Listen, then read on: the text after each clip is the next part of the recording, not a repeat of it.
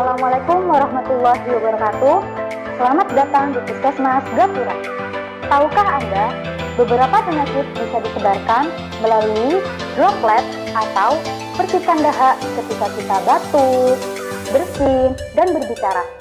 Contohnya, penyakit TBC, COVID-19, influenza, dan lain-lain.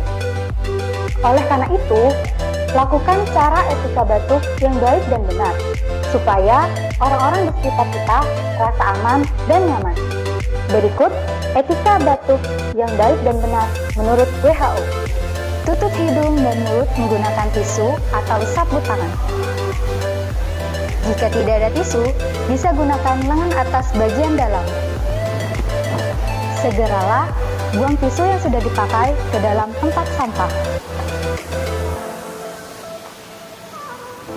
Cuci tangan menggunakan sabun dan air mengalir atau hand rub.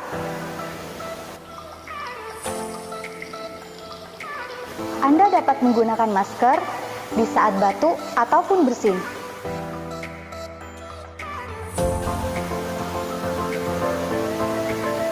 Itulah tadi etika batuk yang baik dan benar. Semoga bermanfaat. Terima kasih dan sampai jumpa di video edukasi berikutnya.